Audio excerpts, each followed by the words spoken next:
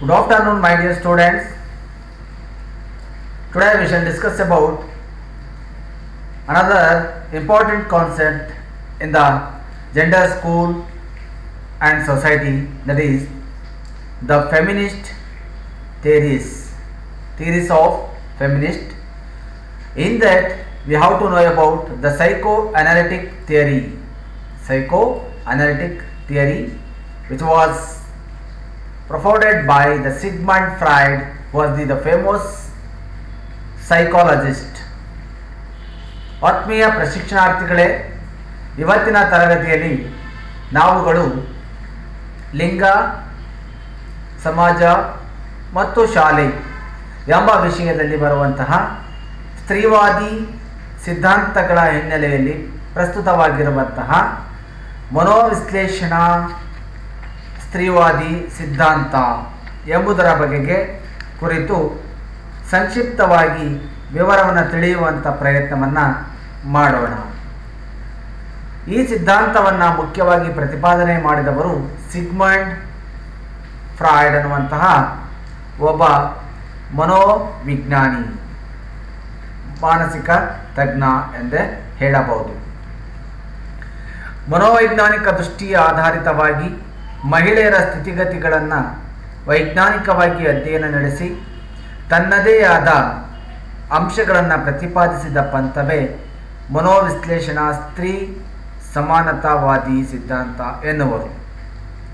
ಇವರು ಲೈಂಗಿಕತೆ ಮತ್ತು ವ್ಯಕ್ತಿತ್ವದ ಬಗೆಗೆ ಹೆಚ್ಚಿನ ಒತ್ತನ್ನು ನೀಡಿದ್ದಾರೆ. ಈ ಪಂಥದ ಮೇಲೆ ಅತಿ ಹೆಚ್ಚು ಪ್ರಭಾವ ಬೀರಿದ ಮನೋವಿಜ್ಞಾನಿ ಸಿಗ್ಮಂಡ್ ಫ್ರಾಯ್ಡ್. ಸಾಮಾನ್ಯವಾಗಿ ಈತನ ಅಂಶಗಳನ್ನು ನೀವು ಮನೋವಿಜ್ಞಾನದಲ್ಲೂ ಕೂಡ ಅಧ್ಯಯನ ಮಾಡಿರುತ್ತೀರಿ. ಆ ಹಿನ್ನೆಲೆಯಲ್ಲಿ ಸ್ತ್ರೀಯರ ಸ್ಥಿತಿಗತಿಗಳನ್ನು ವೈಜ್ಞಾನಿಕವಾಗಿ ಅಧ್ಯಯನ ಮಾಡಿ ತನ್ನ ಅಂಶಗಳನ್ನು ಪ್ರತಿಪಾದನೆ ಮಾಡಿದಂಥ ಒಂದು ಪಂಥ. It is the scientific study about the status of the women in the basis of the psychological views.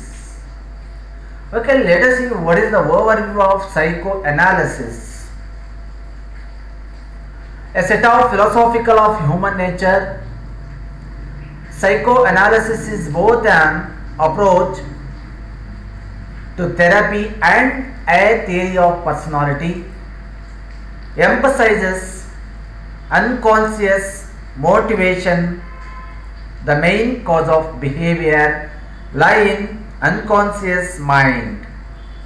ಸಾಮಾನ್ಯವಾಗಿ ಈತನ ಸಿದ್ಧಾಂತಗಳ ಹಿನ್ನೆಲೆಯಲ್ಲಿ ವಿಚಾರ ಮಾಡುವುದಾದರೆ ಅಪ್ರಜ್ಞಾ ವ್ಯವಸ್ಥೆಯಲ್ಲಿರುವಂತಹ ಭಾವನೆಗಳನ್ನು ಮನೋವೈಜ್ಞಾನಿಕ ಹಿನ್ನೆಲೆಯಲ್ಲಿ ವ್ಯಕ್ತಿತ್ವದ ಅಧ್ಯಯನ ಅಥವಾ ವ್ಯಕ್ತಿತ್ವದ ಸಿದ್ಧಾಂತಗಳನ್ನು ನೀಡುವಂತಹ ಪ್ರಯತ್ನವಾಗಿರುವುದು. So what is the psychoanalytic feminism? Here the gender feminist believe women's way of acting is rooted deep in women's psyche. For the psychoanalytic feminist, the ideal human person is a blend of positive feminine and the positive masculine traits. The roots of psychoanalytic feminism. ಸಾಮಾನ್ಯವಾಗಿ ಸೈಕೋಅನಾಲಿಟಿಕ್ ಅನ್ನುವಂಥದ್ದು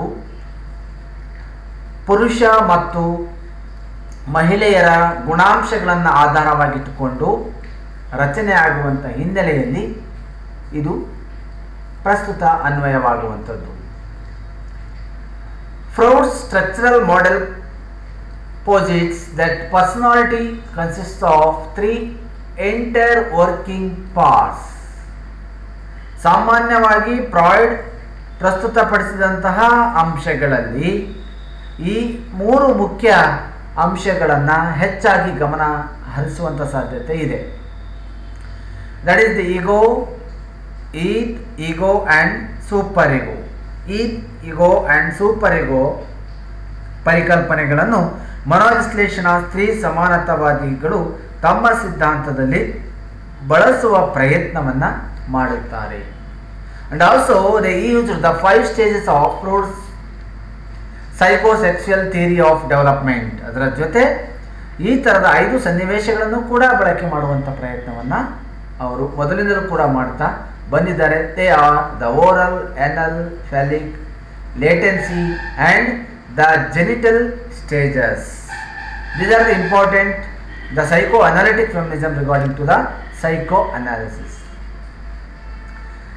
Then what are the level of mental life? Before going to that, you have to know about the mental life of the human beings. Unconscious, preconscious and also the conscious. ಸಾಮಾನ್ಯವಾಗಿ ಇದನ್ನು ಕೂಡ ವಿಜ್ಞಾನದಲ್ಲಿ ನೋಡುವಂಥ ಪ್ರಯತ್ನವನ್ನು ಮಾಡ್ತೀರಿ. ಪ್ರಜ್ಞಾವಸ್ಥ ಸ್ಥಿತಿ, ಅರೆ ಅವಸ್ಥೆ ಇರ್ತಕ್ಕಂಥ ಸ್ಥಿತಿ ಮತ್ತು ಅಪ್ರಜ್ಞಾ ಸ್ಥಿತಿಯಲ್ಲಿರುವಂತಹ ವ್ಯವಸ್ಥೆಗಳು ಕೂಡ ನೀವು ನೋಡ್ತೀವಿ. ಸಾಮಾನ್ಯವಾಗಿ ಅರೆ ಪ್ರಜ್ಞಾ contains all the feelings, urges or instincts that are behind our awareness. Example slip of tongue, dreams, wishes. ಸಾಮಾನ್ಯವಾಗಿ ನಾಲ್ಗೆ ತಪ್ಪಿ ಆ ಥರದ ವ್ಯವಸ್ಥೆಗಳನ್ನು ಮಾತನಾಡುವಂಥದ್ದು. ಸಾಮಾನ್ಯ ಇವೆಲ್ಲ ಗೊತ್ತಿರ್ತದೆ, ಅನುಭವಿಸುವಂಥ ಅಂಶಗಳೆಲ್ಲವೂ ಕೂಡ ಗೊತ್ತಿರುವಂಥದ್ದೇ. ಆ ಹಿನ್ನೆಲೆಯಲ್ಲಿ ಅನ್ಕಾನ್ಸಿಯಸ್ ಮತ್ತು ಪ್ರೀಕಾನ್ಸಿಯಸ್ ಮತ್ತು ಕಾನ್ಸಿಯಸ್ ವಿಚಾರವಾಗಿ ವ್ಯಕ್ತಿ ಮಾತನಾಡ್ತಾ ಇರ್ತಾನೆ ಅನ್ನುವಂಥ ಹಲವು ವ್ಯಾಖ್ಯಾನಗಳು. ಇದು ನಿಮಗೆ ವಿಜ್ಞಾನದಲ್ಲಿ ನೀವು ಅಧ್ಯಯನ ಮಾಡೋದರಿಂದ ನಾನು ಇಲ್ಲಿ ಅದನ್ನು ಹೆಚ್ಚು ಪ್ರಸ್ತುತಪಡಿಸುವಂಥ ಪ್ರಯತ್ನ ಇಲ್ಲಿ ಮಾಡೋದಕ್ಕೆ ಹೋಗೋದಿಲ್ಲ. ಮುಂದಿನ ವಿಚಾರಗಳಿಗಾಗಿ ನಾವು ತೆರಳೋಣ. That is the structure of personality. It is very very important regarding to the psycho analytic theory. Consists of 3 parts: eth, ego and super ego. ಸಾಮಾನ್ಯವಾಗಿ ಪ್ರತಿಯೊಬ್ಬ ವ್ಯಕ್ತಿಯಲ್ಲೂ ಕೂಡ ಈ ಥರದ ಇಗೋ, ಸೂಪರ್ ಇಗೋ ಆ್ಯಂಡ್ ಈದ್ ಅನ್ನುವಂತಹ ವ್ಯವಸ್ಥೆಗಳನ್ನು ನಾವು ನೋಡ್ತಾ ಇರುತ್ತೇವೆ. The structural concepts of Eid. Eth, the basic instinctual drives and seeks pleasure. Eid ಅಂದರೆ ಏನು? ವ್ಯಕ್ತಿಯಲ್ಲಿ ಜೈವಿಕ ಹಾಗೂ ಎಲ್ಲ ಬಗೆಯ ಜನ್ಮಜಾತವಾದ ಸಹಜ ಗುಣಗಳನ್ನು ಒಳಗೊಂಡಿರುವ ಭಾಗಕ್ಕೆ ಈದ್ ಎಂದು ಹೆಸರು. ಇದರ ಸ್ವಭಾವ ಯಾವಾಗಲೂ ನೇರ ಮಾರ್ಗದಿಂದ ಸುಖವನ್ನು ಪಡೆಯುವುದಾಗಿದೆ. ಇದು ಸುಖಾಪೇಕ್ಷೆಯ ನಿಯಮದ ಮೇಲೆ ಕೆಲಸ ಮಾಡುವುದು. Basic instinctual drives and seeks pleasure. ಸಾಮಾನ್ಯವಾಗಿ ನೇರ ಅನುಭವಗಳನ್ನು ಮನಸ್ಸಿಗೆ ಕೊಡುವಂಥ ಪ್ರಯತ್ನ ಇದರದ್ದಾಗಿರುತ್ತೆ. ದೆನ್ ಇಗೋ. ಸಾಮಾನ್ಯವಾಗಿ ಆ ಹೆಸರುಗಳು ಕನ್ನಡದಲ್ಲಿ ಇಗೋ ಅನ್ನೋದೇ ಅರ್ಥ ಮಾಡ್ತದೆ. Ego means attempts to balance the desires of the id and the reality of the extensional world or the external world. Attempts to balance the desires of the id and the reality of the external world. Ego ಹೊರಗಣ ಪ್ರಪಂಚದ ಅಡೆತಡೆಗಳು, ನಿರ್ಬಂಧಗಳು ಅಥವಾ ಈದ್ನ ಅಪೇಕ್ಷೆಗಳಿಗೆ ಅಡ್ಡಿ ಬರುವುದರಿಂದ ವ್ಯಕ್ತಿತ್ವದಲ್ಲಿ ಮತ್ತೊಂದು ಪದರು ತಲೆದೋರುತ್ತದೆ. ಇದನ್ನೇ Freud ಅಹಂ ಅಥವಾ ಇಗೋ ಎಂದು ಕರೆದಿದ್ದಾನೆ. ಈ ಇಗೋ ಇರುವಂಥ ವ್ಯಕ್ತಿಗಳಲ್ಲಿ ಅಥವಾ ವ್ಯಕ್ತಿತ್ವದಲ್ಲಿ ಒಳಿತು ಕೆಡುಕಿನ ಅರಿವು ಇರುವುದಿಲ್ಲ. ಒಳ್ಳೆಯದಾದ್ರೇನು ಕೆಟ್ಟದ್ದಾದ್ರೇನು ನಾನು ಗೆಲ್ಲಬೇಕು ಅನ್ನುವಂತಹ ಅಂಶಗಳು. Then third one is super ego. Super ego personal moral standard. Personal moral standard. ಸಾಮಾನ್ಯವಾಗಿ ಆಗಲೇ ನೋಡಿದ್ದೀರಿ, the rational level of the personality operates on reality principles, does not realistic and logical thinking. The balance between the id and super ego. ಸಾಮಾನ್ಯವಾಗಿ ಇದು ಆ ಹಿನ್ನೆಲೆಯಲ್ಲಿ ಬರುವಂಥ ಪ್ರಯತ್ನನೂ ಕೂಡ ಇದು ಮಾಡುತ್ತೇವೆ. Super ego partially unconscious operates on moral principles,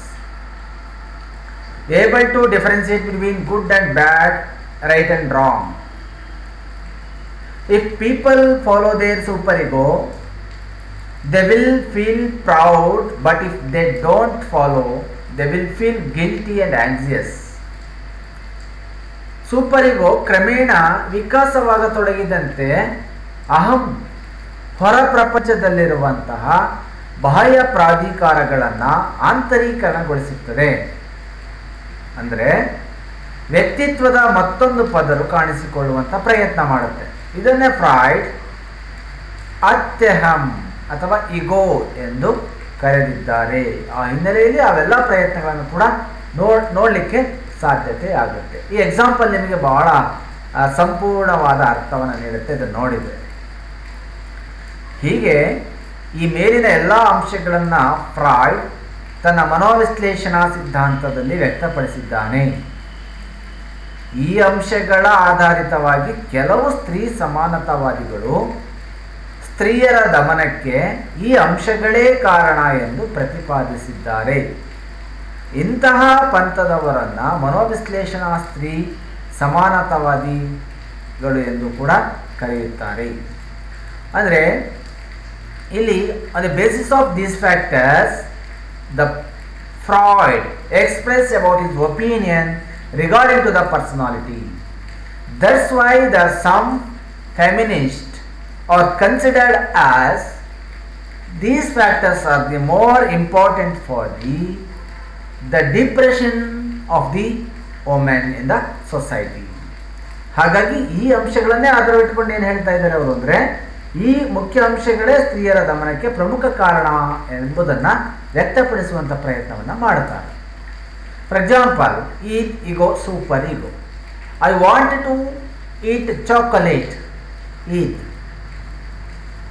Eats a small bar of chocolate. ಏನಾದರೂ ಮಾಡಿ ಸ್ವಲ್ಪ ಚಾಕ್ಲೇಟನ್ನು ನಾವು ತಿನ್ನಬೇಕು. I am on a super diet.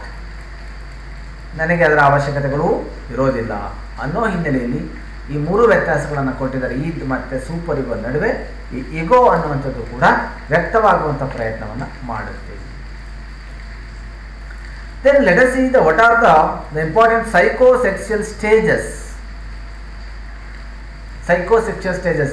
We have to know about, to analyze the psycho-feminist theory, we have to know about the psychosexual stages. Children progress through 6 psychosexual stages. During psychosexual development, a person becomes fixated or stuck in a stage when a basic need is not met. Therefore, that person will face difficulty in transiting to another stage. ಸಾಮಾನ್ಯವಾಗಿ ಮಕ್ಕಳು ಬೆಳವಣಿಗೆಯ ಹಂತದಲ್ಲಿ 6 ರೀತಿಯಾಗಿರುವಂತಹ ಮನೋಲೈಂಗಿಕ ವಿಕಾಸದ ಹಂತಗಳನ್ನು ಅವರು ಕ್ರಮೇಣವಾಗಿ ಕ್ರಮಿಸಬೇಕಾಗುತ್ತೆ. ಆನಂತರವೇ ಮಾತ್ರ ಆ ವ್ಯಕ್ತಿ ಸಂಪೂರ್ಣವಾಗಿ ತನ್ನ ಮೂಲತತ್ವಗಳನ್ನು ಈಡೇರಿಸಿಕೊಳ್ಳಲಿಕ್ಕೆ ಸಾಧ್ಯತೆಯಾಗುತ್ತೆ. ಆ ಹಿನ್ನೆಲೆಯಲ್ಲಿ ಕೆಲವೊಂದು ಅಂಶಗಳನ್ನು ಫ್ರಾಯ್ಡ್ ವ್ಯಕ್ತಪಡಿಸುವಂಥ ಪ್ರಯತ್ನವನ್ನು ಮಾಡ್ತಾರೆ. Let us see what are those stages. The 6 stages are psychosexual stages. One is the oral stage. The second one is anal stage. The third one is Holic stage.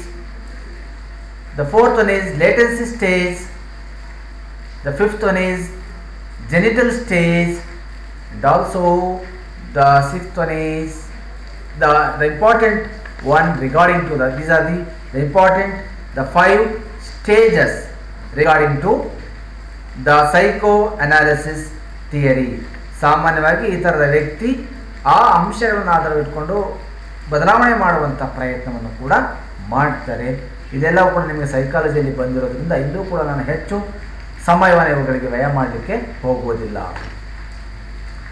This is the images regarding to the Freud's psychosexual stages of the development. Oral ಸಾಮಾನ್ಯವಾಗಿ anal, phallic, latency and genital. Adult ಸಾಮಾನ್ಯವಾಗಿ ಶಿಶು, ಪೂರ್ವ ಬಾಲ್ಯ ಅಥವಾ ನಂತರದ ಬಾಲ್ಯ, ಉತ್ತರದ ಬಾಲ್ಯ, ಪ್ರೌಢಾವಸ್ಥೆ, ಈ ಥರದ ಹಂತಗಳನ್ನು ದಾಟಿಕೊಂಡು ಮಗು ಯಾವ ರೀತಿಯಾಗಿರ್ತಕ್ಕಂತಹ ಅಂಶಗಳನ್ನು ತಿಳಿಯುತ್ತೆ ಅನ್ನುವಂಥದ್ದು ಇದರ ಪ್ರಮುಖವಾಗಿರ್ತಕ್ಕಂಥ ಉದ್ದೇಶಗಳು. Then the emergence of the feminist psychology. Feminist psychology grew out of the influence of the women's movement of the late 1960s. It originated as a backlash against the traditional assumptions of male-dominated theory, research and practices, especially in psychoanalytic theory.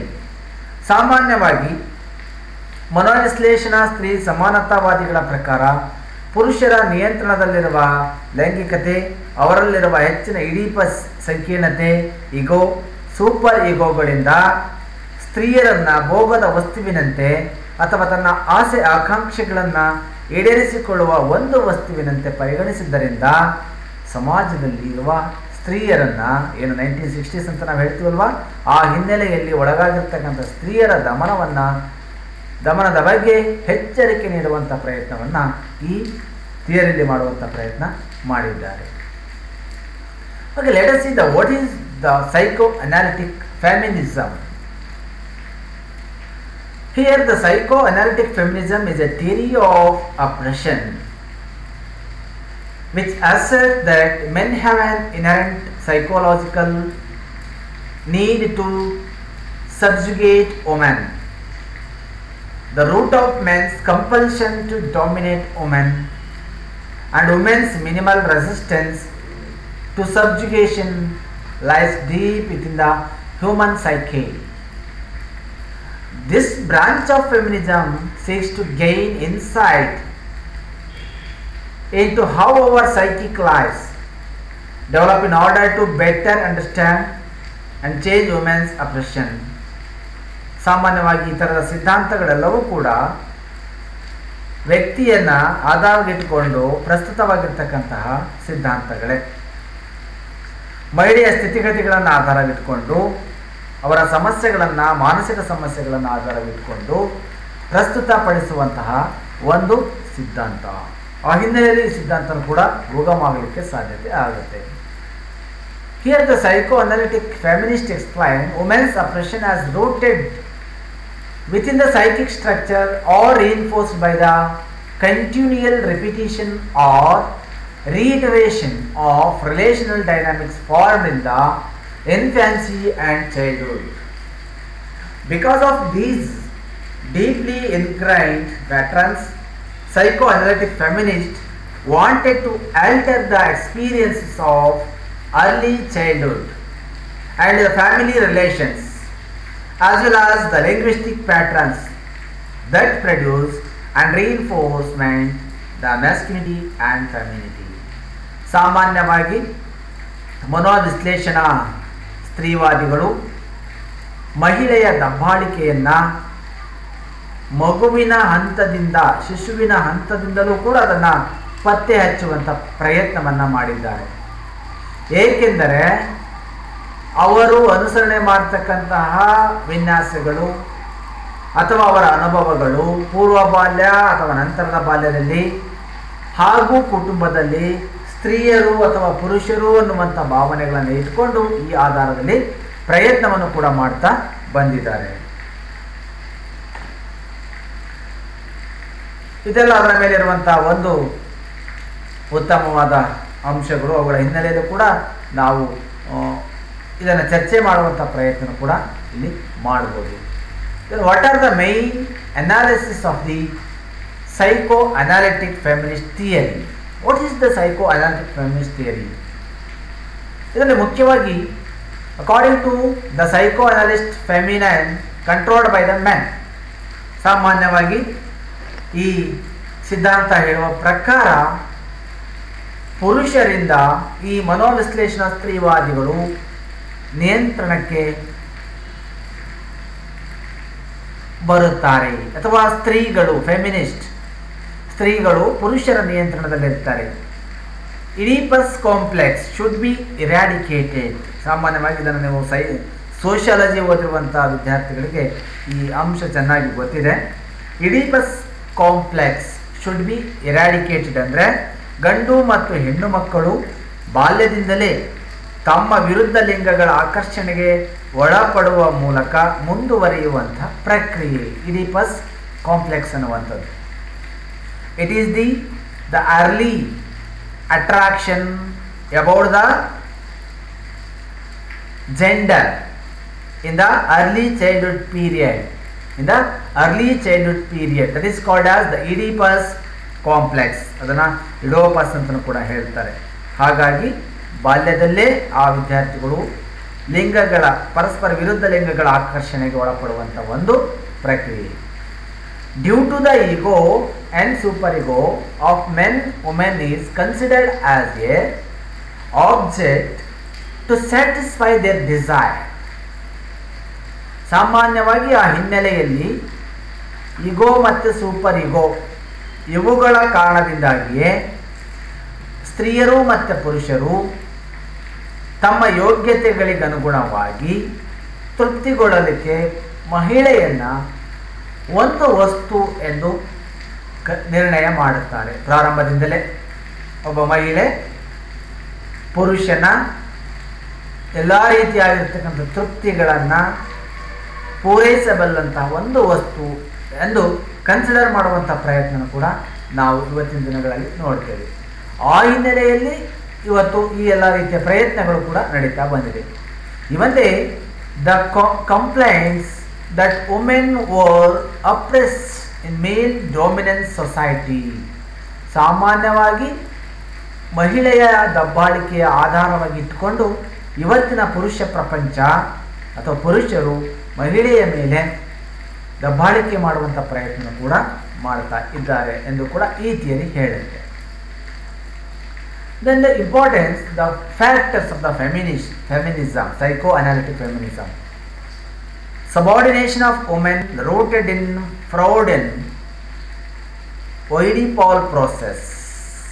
ಸಾಮಾನ್ಯವಾಗಿ ಇದನ್ನು ನಾವು ಹೇಳುವಂಥ ಪ್ರಯತ್ನವನ್ನು ಕೂಡ ಮಾಡ್ತೇವೆ. ಮಹಿಳೆ ಚಿಕ್ಕಂದಿನಿಂದ ಕೂಡ ಈ ಥರದ ಪ್ರಕ್ರಿಯೆಗಳಿಗೆ ಒಳಗಾಗುವಂಥದ್ದನ್ನು ಕಾಣ್ತೇವೆ. Need to change gender roles around work and family to shift Oedipal dynamic. ಸಾಮಾನ್ಯವಾಗಿ ಈ ಥರದ ಸ್ಥಿತ್ಯಂತರಗಳಿಗೆ ಬದಲಾವಣೆ ಮಾಡುವಂಥ ಪ್ರಯತ್ನ ಕೂಡ ಆ ಸ್ತ್ರೀ ಮಾಡಬೇಕಾಗುತ್ತೆ. Focus on child development and family dynamics. ಸಾಮಾನ್ಯವಾಗಿ ಹೆಚ್ಚು ಫೋಕಸ್ ಆಗಿರುವಂಥದ್ದು ಮಗುವಿನ ಅಭಿವೃದ್ಧಿಗೆ ಮತ್ತು ಕುಟುಂಬದ ಸ್ಥಿತ್ಯಂತರಕ್ಕೆ ಅಥವಾ ಸ್ಥಿತಿಯತ್ವಕ್ಕೆ ಅವಳು ಬದಲಾವಣೆಯನ್ನು ಮಾಡಬೇಕು ಅನ್ನೋ ಕಾರಣನೂ ಕೂಡ ಈ ಸಿದ್ಧಾಂತದಲ್ಲಿ ಹೆಚ್ಚು ಅಡಕವಾಗಿರುವುದನ್ನು ಕೂಡ ನಾವು ಕಾಣಲಿಕ್ಕೆ ಸಾಧ್ಯತೆ ಇದೆ. Then what are the advocacy of psychoanalytic feminist theory? ಏನು ಅಡ್ವೊಕೇಟ್ ಮಾಡುತ್ತೆ? There should be change in nurturing system of children. The psychoanalytic feminist theory advocate to the society that is there should be change in nurturing system of children. ಸಾಮಾನ್ಯವಾಗಿ ಮನೋವಿಶ್ಲೇಷಣಾ ಸ್ತ್ರೀ ಸಮಾನತಾವಾದಿಗಳು ಅವರು ಮಾಡಿರ್ತಕ್ಕಂತಹ ಪ್ರತಿಪಾದನೆಗಳು ಯಾವುದೆಂದರೆ ಮಕ್ಕಳ ಲಾಲನೆ ಪಾಲನೆಯ ಕ್ರಮಗಳಲ್ಲಿ ಬದಲಾವಣೆಯಾಗಬೇಕು. There must be representation of Oedipus complex situation. Oedipus ಸಂಕೀರ್ಣ ಸ್ಥಿತಿಯು ಮರುನಿರೂಪಣೆ ಆಗಬೇಕು. ಅದರ ಬಗ್ಗೆ ಚೆನ್ನಾಗಿ ವ್ಯಾಖ್ಯಾನವನ್ನು ನೀಡುವಂಥ ಪ್ರಯತ್ನವನ್ನು ಮಾಡಬೇಕು. ಈಡಿಪಸ್ ಮನೋಭಾವದ ಬಗೆಗೆ ಮತ್ತು ಮಗುವನ್ನು ನೋಡುವಂತಹ ಬದಲಾವಣೆಗಳು ಕೂಡ ಕ್ರಮಗಳು ಕೂಡ ಬದಲಾವಣೆಯಾಗಬೇಕು.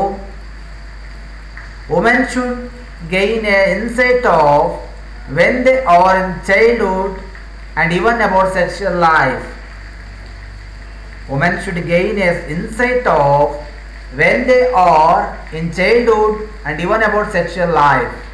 ಸಾಮಾನ್ಯವಾಗಿ ತಾವಿನ್ನೂ ಚಿಕ್ಕವರಾಗಿದ್ದಾಗ ತಮ್ಮ ಲೈಂಗಿಕ ಬದುಕುಗಳನ್ನು ಅಥವಾ ಮನೋಲೋಕವನ್ನು ರೂಪಿಸಲಾಯಿತು ಎಂಬ ಬಗ್ಗೆ ಸ್ತ್ರೀಯರು ವಿಶೇಷ ಒಳನೋಟವನ್ನು ಸಂಪಾದಿಸಬೇಕು. ಆ ಹಿನ್ನೆಲೆಯಲ್ಲಿ ಅವರ ಪ್ರಯತ್ನಗಳು ಕೂಡ ಇಲ್ಲಿ ನಡೆಯಬೇಕಾಗುತ್ತೆ. Women must possess freedom in sexual aspects. Women must possess freedom in sexual aspects. ಲೈಂಗಿಕ ಸ್ವಾತಂತ್ರ್ಯವನ್ನು ಸ್ತ್ರೀಯರು ಹೊಂದಬೇಕು. ಸಾಮಾನ್ಯವಾಗಿ ಲೈಂಗಿಕ ಸ್ತ್ರೀಯ ಅಂಶಗಳಲ್ಲಿ ಸ್ವತಂತ್ರವನ್ನು ಮಹಿಳೆ ಹೊತ್ತು ಹೊಂದಲಿಕ್ಕೆ ಸಾಧ್ಯತೆ ಇದೆ. ಸಾಮಾನ್ಯವಾಗಿ ಮನೋವಿಶ್ಲೇಷಣಾ ಅಂಶಗಳ ಪ್ರಕಾರ ಸ್ತ್ರೀ ಸಮಾನತಾವಾದಿಗಳ ಪ್ರಕಾರ ಪುರುಷರ ನಿಯಂತ್ರಣದಲ್ಲಿರುವ ಲೈಂಗಿಕತೆ, ಅವರಲ್ಲಿರುವ ಹೆಚ್ಚಿನ ಈಡಿಪಸ್ ಸಂಕೀರ್ಣತೆ, ಇಗೋ ಸೂಪರ್ ಇಗೋಗಳಿಂದ ಸ್ತ್ರೀಯರನ್ನು ಭೋಗದ ವಸ್ತುವಿನಂತೆ ಅಥವಾ ತನ್ನ ಆಸೆ ಆಕಾಂಕ್ಷೆಗಳನ್ನು ಈಡೇರಿಸಿಕೊಳ್ಳುವ ಒಂದು ವಸ್ತುವಿನಂತೆ ಪರಿಗಣಿಸಿದ್ದರಿಂದ ಸಮಾಜದಲ್ಲಿ ಸ್ತ್ರೀಯರು ತುಳಿತಕ್ಕೆ ಒಳಗಾಗಿದ್ದಾರೆ ಎಂದು ಅವರು ಮುಖ್ಯವಾಗಿ ಓದಿಸ್ತಾರೆ. ಆ ತತ್ವಗಳನ್ನು ನೀವು ಕೂಡ ಅಧ್ಯಯನ ಮಾಡಿದಾಗ ಹೆಚ್ಚಿನ ಗಮನ ಬರಲಿಕ್ಕೆ ಸಾಧ್ಯತೆ ಆಗುತ್ತೆ. Then let us see the psycho analytic feminist theories ಹೇಗೆ ವಿಶ್ಲೇಷಣೆ ಮಾಡಬಹುದು ನಾವು ನೀವೆಲ್ಲರೂ ಕೂಡ. The one is the women and men develop gender personalities as the outcome of separating from mother. Women are primary caregivers. Men separate from mother and devalue femininity to develop masculinity. Women have a direct model of femininity and connectedness. Submit to male to stay connected. ಸಾಮಾನ್ಯವಾಗಿ ಎಲ್ಲರನ್ನೂ ಕೂಡ ಸಮಾನತೆಯ ದೃಷ್ಟಿಯಲ್ಲಿ ಬಳಸುವಂಥ ಪ್ರಯತ್ನವನ್ನು ಮಾಡಿದಾಗ ಮಹಿಳೆ ಮತ್ತು ಸ್ತ್ರೀಯರ ನಡುವೆ ಇರುವಂತಹ ವ್ಯತ್ಯಾಸಗಳಲ್ಲಿ ನಾವು ಅದನ್ನು ಪತ್ತೆ ಹಚ್ಚಲಿಕ್ಕೆ ಸಾಧ್ಯತೆ ಆಗುತ್ತೆ. That's why the women and men develop gendered personalities as the outcome of separating from mother. Women are primary caregivers.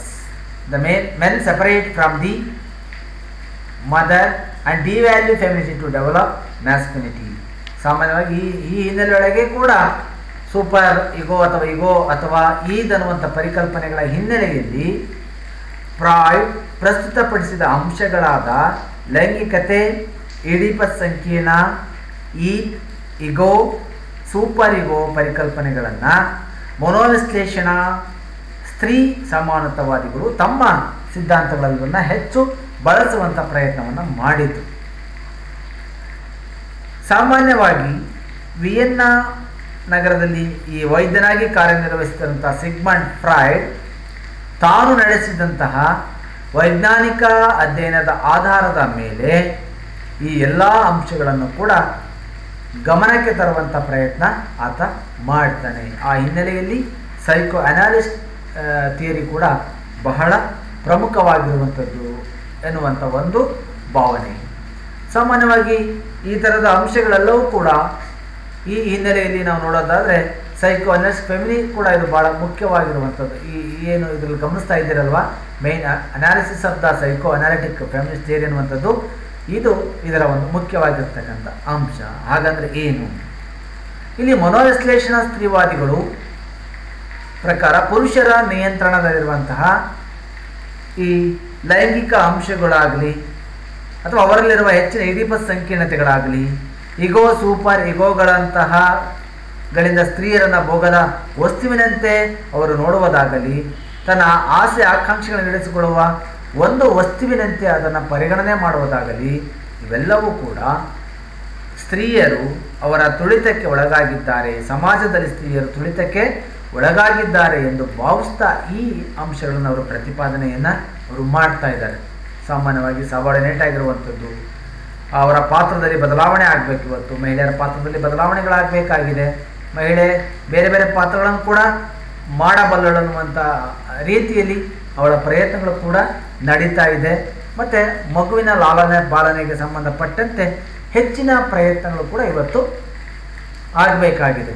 ಆ ಹಿನ್ನೆಲೆಯಲ್ಲಿ ಈ ವಿಚಾರವನ್ನು ಕೂಡ ಸಿಗ್ಮಂಡ್ ಫ್ರಾಯ್ಡ್ ತನ್ನ ಸಿದ್ಧಾಂತದಲ್ಲಿ ಪ್ರತಿಪಾದನೆಯನ್ನು ಕೂಡ ಮಾಡ್ತಾ ಬಂದಿದ್ದಾನೆ. ಅದರಲ್ಲಿ ಅವನ ಜೊತೆ ಅನೇಕ ವ್ಯಕ್ತಿಗಳು ಕೂಡ ಸಪೋರ್ಟ್ ಮಾಡುವಂಥ ಕೆಲಸವನ್ನು ಕೂಡ ಮಾಡ್ತಾ ಇದ್ದಾರೆ.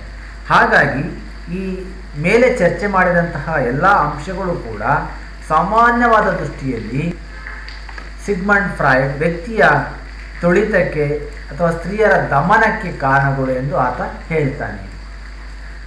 ಒಟ್ಟಿನಲ್ಲಿ ಸ್ತ್ರೀ ಲೈಂಗಿಕತೆಯು ಪುರುಷರ ಲೈಂಗಿಕತೆಯನ್ನು ಅವಲಂಬಿಸಿದೆಯೇ ಅಥವಾ ಮನೋವಿಶ್ಲೇಷಣೆಯು ಜನಾಂಗ ಮತ್ತು ವರ್ಗ ಸಮಸ್ಯೆಯನ್ನು ಹೇಗೆ ಎದುರಿಸುತ್ತದೆಯೇ ಎಂಬುದು ಈ ಪಂಥದ ಒಂದು ದೌರ್ಬಲ್ಯವಾಗಿ ಕೂಡ ಕಾಣಲಿಕ್ಕೆ ಸಾಧ್ಯತೆ ಆಗುತ್ತೆ. This is very very difficult to clarify the doubts regarding to the feminist theory. That's why the psychoanalyst theory focus more on the women's depression and also the women empowerment.